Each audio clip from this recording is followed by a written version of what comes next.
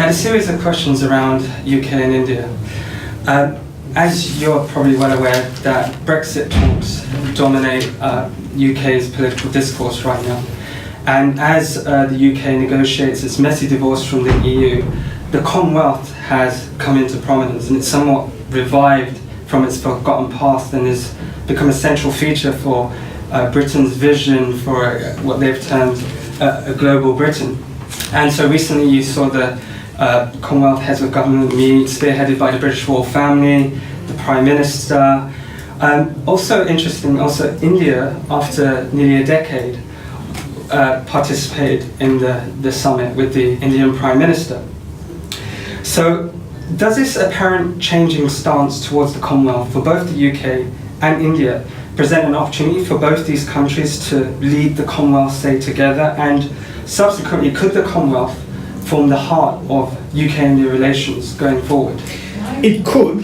Whether it will depend on a lot of factors that at the moment have not matured. It certainly could, because this is an extraordinary opportunity for both countries to be leading an international grouping of over 50 states. Yeah. The two of them together account for 90% of the GDP and I think 95% of the population of the entire Commonwealth. So the two of them would be a natural diarchy.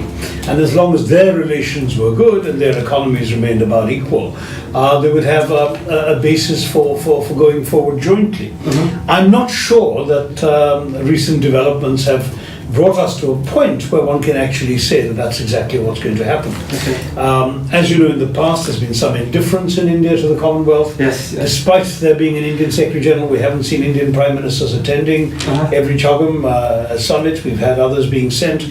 There's been some hesitation to see the Commonwealth as a particularly relevant or useful organization. And in my own very honest view is that the Commonwealth has yet to prove its utility, or Britain and India have not sat down at a serious enough level to reimagine its utility. And those are the two things that I would suggest still need to be done. One of the other concerns about the Commonwealth that has been raised is its historic ties to the colonial legacy. And so some have suggested that the Commonwealth Initiative is nothing more than imperial nostalgia, with former colonies under its former imperial master. There were even suggestions last year that with civil service officials within the Department of Trade, they had described the Commonwealth in the UK as Empire 2.0. Exactly. So what are your views on this? How was this received in India? I was asked at that time, I happened to be in the UK, and I said, well, Empire 1.0 was such a bad idea. Yeah. Why would anybody want an Empire 2.0? No, the fact is really that would go over like a lead balloon in India, and I'm glad it never got off the drawing board. The truth is that the Commonwealth does reek of this imperial past. The French very cleverly reinvented their equivalent organization as La Francophonie. That is, it was the language that knit these countries together, and no longer the shared imperial past. So they said, we are a group of countries speaking a common language, French. And the Commonwealth could certainly do the same thing. It has, in fact, expanded to include two governments, which were never part of the British Empire, Rwanda and Mozambique, who have sought to join the Commonwealth because of the opportunities to associate with other English-speaking countries. So it's not impossible to build on that idea as the French did. But the French are a little more unabashed about colonial glory, and the British, I think, have good reason to be abashed. So we'll have to look at this in terms of how to put it forward. But I would say that any explicit link to the colonial past is a kiss of death for any such movement. So then I guess you would be of the same mind that perhaps alongside the revival of the Commonwealth, there should also be a reevaluation of colonial history as kind of perhaps a mandatory thing, and perhaps also figures associated with the colonial history like Churchill, for example, who you've spoken of. Yes, but that's for all of us as individuals or as individual writers, scholars, thinkers. I'm not believe in any one view. I certainly think very poorly of Churchill. I think it's one of the more appalling figures of the 20th century, and many Brits consider him a great hero. But I think a man of such incredibly racist views and such deep inhumanity doesn't deserve the kind of worship and adulation the British have. They're entitled to worship him, and I'm entitled to criticize him. That's the way it should be. I don't think there can be any one re-evaluation of any one historical reputation. Let them all have their views. It's interesting you say that, because a few weeks ago the Oxford Union hosted a debate, and the motion was, this House believes Britain should be ashamed of Churchill.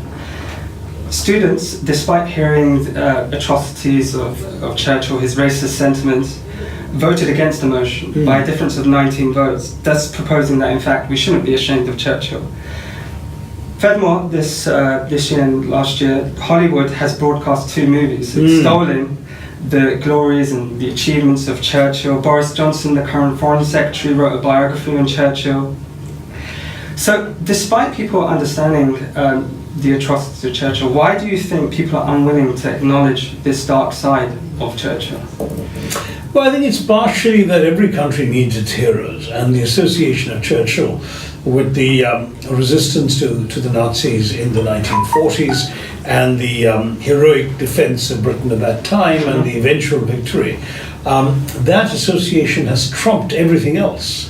Had Churchill died before the Second World War, he would be forgotten today, and if at all remembered, not remembered very kindly. But ultimately, those were the glory years of his life, and they were so important to the national evolution of Britain that they loom larger in people's consciousness than anything else he's done, good or bad.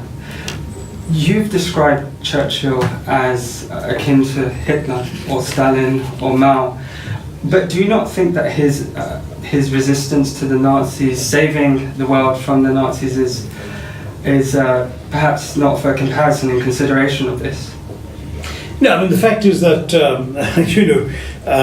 the reason I made that comparison was that Hitler killed 6 million Jews and Churchill killed 4.3 million Bengalis, but he also was responsible for the killings of many others at different times, so irresponsible decisions he took. It's not the same as shoving people into concentration camps and killing them with gas, which obviously is deliberately murderous as opposed to incidentally murderous consequences of inhumane decisions, which is what Churchill can be accused of.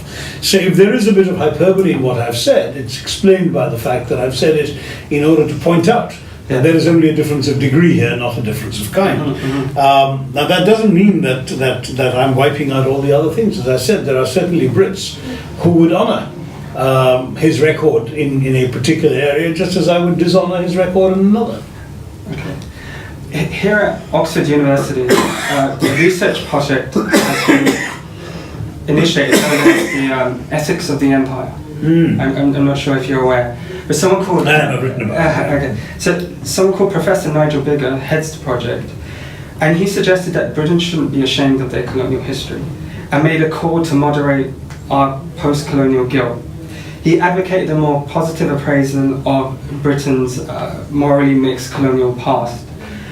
Was there anything good that the empire did, as he claims, particularly in regard to India? Well, it's like saying, somebody marches into your house, dispossesses you, turfs you out of your bed, pushes you out of the living room, occupies the place, and then paints the walls very nicely, installs some good furniture and plumbing, enjoys it. And when they leave it behind because they can't take the plumbing out. And they say, look what we left, to look at this great plumbing. How would you feel? I mean, it's ultimately, that's the issue. Whatever good the empires left behind were incidental to their basic purpose in being there, which was for their profit, their advancement, and their prosperity. Any sort of benefits that accrued to the colonized, especially that remained after the British left, were very much incidental to the imperial project. And it would be not just naive but hypocritical to suggest that the purpose of empire was to benefit the ruled. The purpose of empire was to benefit the imperial power. What bearing do you think colonial history has on UK-India relations today?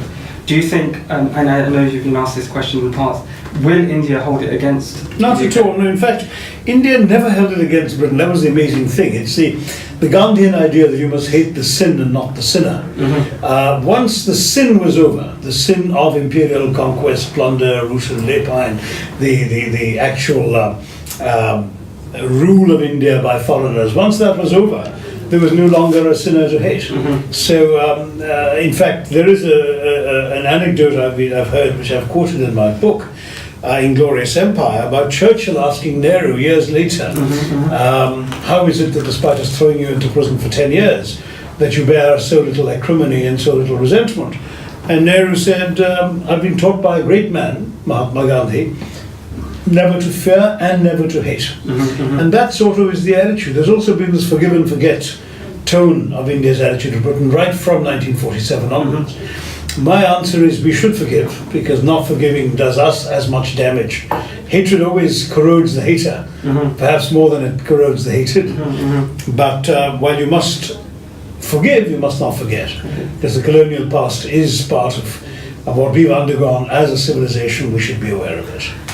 And the final question, not long ago here in Oxford we had an event on UK-India relations post-Brexit, and what was overwhelmingly clear from the panel was that there's an asymmetry between the UK and India, and the UK needs India more than India needs the UK. And the example was given that if the UK and India were potential spouses, India would have far more suitors.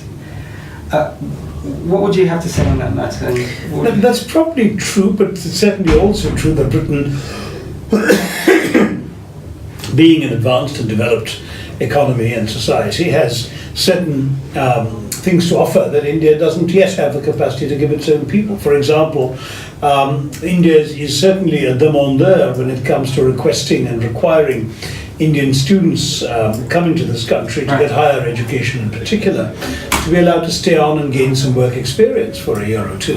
And that, as you know, is something which current British visa regulations don't permit. So in terms of the actual exchange between the two countries, the UK is more interested in selling Scotch whisky and God knows what plants or whatever, and India is more interested in things like more generous terms of visas, tourist visas, work permits, and so on for its students. So, though you're right that India would have more suitors, this is a different kind of asset that one country could offer another.